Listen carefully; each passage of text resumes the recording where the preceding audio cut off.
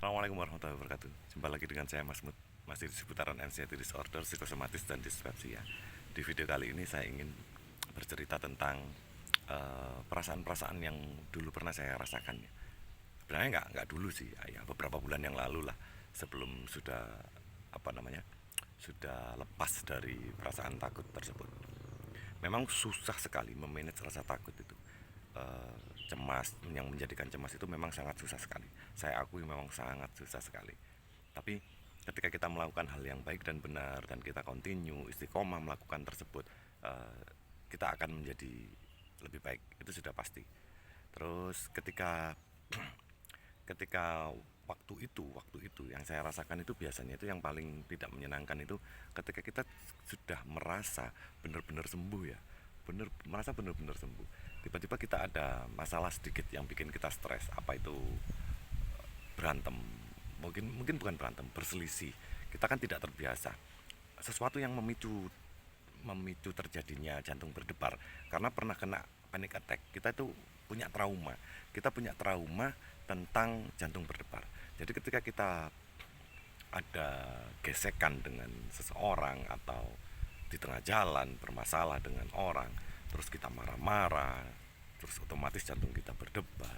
Lah itu saya pernah beberapa kali mengalami hal tersebut.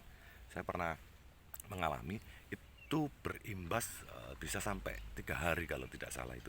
Saya kehilangannya itu bisa sampai 3 hari.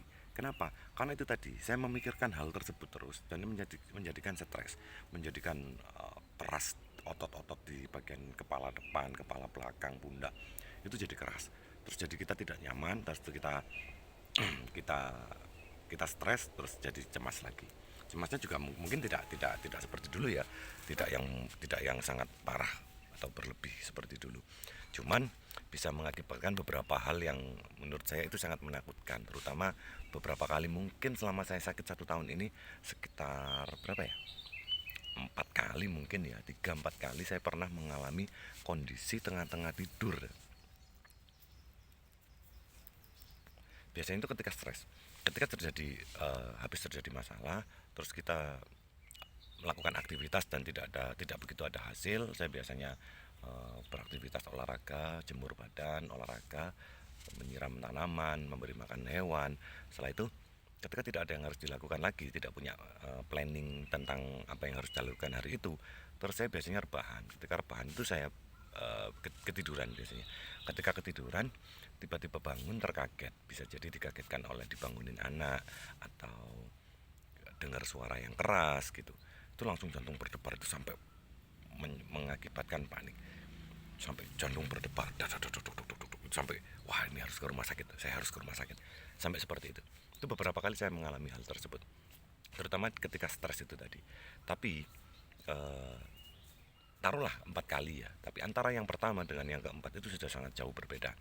Kalau yang pertama itu berimbas akan lama sekali ketakutan tentang jantung berdebar yang kita rasakan, tapi semakin yang kedua sudah semakin tidak, yang ketiga semakin tidak, yang keempat juga akan lebih ringan gitu. Jadi mungkin hanya sejam saja paniknya, cemasnya itu hanya sejam saja. Terus dikasih makan, santai, minum air hangat, nggak usah obat pun nggak jadi masalah. Tapi kalau yang pertama itu wah, wajib omeprazol sudah, langsung minum obat ketika jantung berdebar. Kalau yang pertama dulu itu. Tapi kalau yang sudah lama, yang sudah yang ketiga, yang keempat itu sudah nggak pakai obat. Cuman kita menetralkan diri, kita bisa harus fokus, kita fokuskan pikiran kita bahwasanya tidak akan ada apa-apa. Itu hanya serangan lambung saja, lambung tidak nyaman. Karena apa? Karena stres tadi itu memicu lambung untuk memproduksi gas yang terlalu banyak. Tiba-tiba kita dikagetkan oleh bangun tadi, terus jadi perasaan semakin tidak nyaman. Otak memerintahkan lambung untuk memproduksi eh, gas yang semakin banyak lagi. Nah itu kita hanya duduk santai, semacam meditasi, terus kita minum air hangat. Kalau saya biasanya minum jahe hangat. Kalau ada jahe, kalau nggak ada jahe ya saya minum air hangat. Duduk yang tegap, yang sangat tegap. Sekiranya tulang belakang ini nggak ada bengkoknya sama sekali. Latihan nafas, kan tinggal begitu. Tapi kalau stres biasanya dibarengi dengan ada perihnya ya, di lambung itu biasanya ada perihnya. Kalau ada stresnya. Nah, stres itu yang memicu kecemasan. Jadi penting sekali untuk bisa menjaga menjaga anxiety kita itu biar stabil, biar tidak terlalu berlebih. Itu dengan cara kita sedapat mungkin untuk tidak stres, untuk tidak memikirkan setiap hal, dan semua hal itu tidak selalu atau tidak melulu terjadi buruk terhadap kita. Bisa jadi sesuatu itu hanya biasa saja, cuman kita lupa bahwa hal tersebut itu eh, bisa membuat biasanya biasa saja, tapi kita lupa jadi terlihat menyeramkan. Biasanya begitu. Kalau saya menyiasatinya begitu. Jadi saya kontrol langsung otak saya, langsung saya perintah, maksudnya langsung saya tekankan bahwa saya ini tidak terjadi apa-apa, ini sudah terbiasa, dulu sudah pernah seperti ini, dan itu akan membaiknya akan lebih cepat. Biasanya begitu. Karena memang sakit seperti ini memang agak lama ya. Jadi ada kalanya itu nyentil-nyentil ingin kambuh, dan itu harus dilawan. Kalau kita nggak mampu melawan, ya kita sakitnya jadi panjang, jadi lebih lama. Tapi ketika kita bisa melawan setiap sensasi yang ada di yang kita rasakan, kita bisa bisa bisa membaik dengan cepat. Salah satu contoh yaitu tadi yang saya ceritakan itu, lebih fokus ke itu tadi.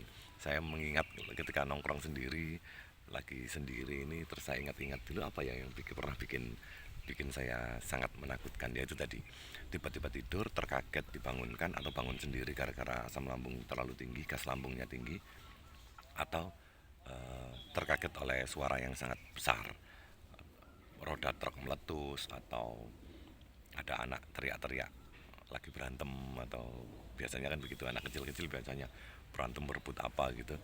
Itu kita kaget, begitu kita bangun itu langsung jantung berdebar sangat cepat sekali, dan otak kita itu langsung merespon dengan IGD IGD IGD, ini harus ke rumah sakit, ini harus ke rumah sakit.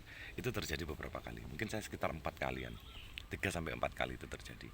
Bahkan ketika sembuh pun, ketika saya sudah bilang sembuh di video saya 95% sembuh, itu saya pernah mengalami itu sekali. Tapi ya cara mengatasinya ya yang saya ceritakan tadi itu.